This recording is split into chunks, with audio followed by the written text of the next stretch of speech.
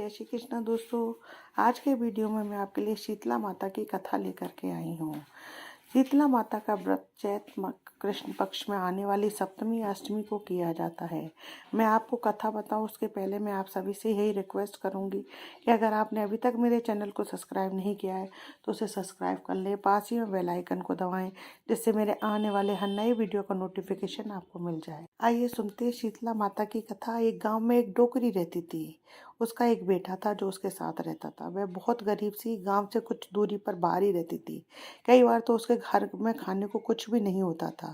उसकी झोपड़ी भी गांव से थोड़ी दूर अलग बनी हुई थी। गांव में शीतला माता का मंदिर भी था। एक बार गांव में आग लग जाती है। गांव में सबके घरों में आग लग जाती है। शीतला माता भी जल जाती है। जलन और गर्मी से परेशान होकर वे सबके घर जाती हैं, पर कहीं उन्हें ठंडक नहीं मिलती। सारा गांव जल रहा होता है। माता जी जो है कुम्हार के बाड़े में जाती है कि मिट्टी में लोट लेंगे तो थोड़ी सी देर ठंडक पड़ जाएगी, लेकिन कुम्हार ने भी जो है वो बाड़ा जला दिया था। अब इस तरह सब जगह घूमने के बाद अंत में माता जी गांव से बाहर की ओर भागती हैं। वहां उन्हें उस डोकरी की झोपड़ी दिखती है। माता जी जो है उसी झोपड़ी में चली जाती हैं। डोकरी की झोपड़ी में पहुंच करके शीतला माता मिट्टी में लौटकर अपने शरीर की जलन को शांत करती हैं।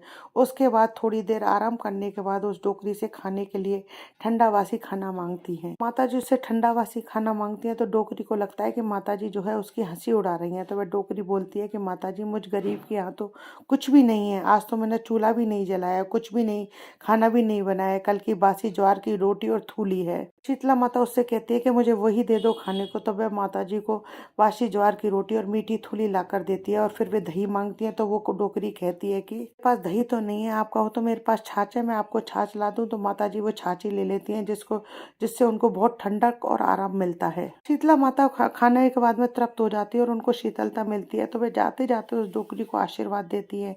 डोकरी से कहती है कि जैसे तूने मुझे शांति और आराम दिया है वैसे ही तुझे भी प्राप्त हो। और यह कहकर उसकी झोपड़ी को लात मारती है तो वहाँ झोपड़ी के स्थान पर सुंदर महल बन जाता है। गांव के बाहर से किसी ने देखा होगा, जब वह गांव के बाहर आया कि पूरा गांव तो जो है जल करके राख हो गया, लेकिन यह क्या डोकरी की झोपड़ी भी नहीं जली और झोपड़ी के स्थान पर जो है सुंदर महल आ गया है।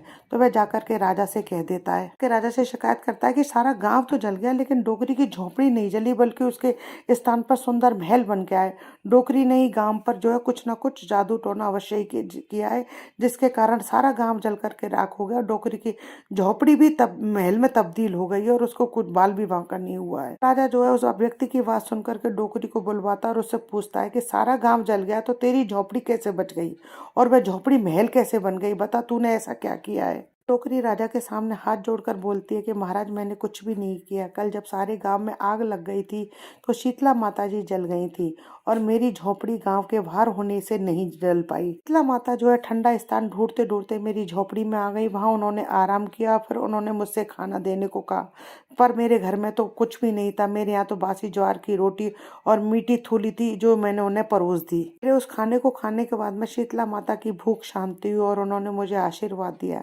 कि जैसा सुख और शांति और शीतलता तुमने मुझे दी है वैसे ही शांति और शीतलता तेरे मन को भी मिले, तुझे भी प्राप्त हो।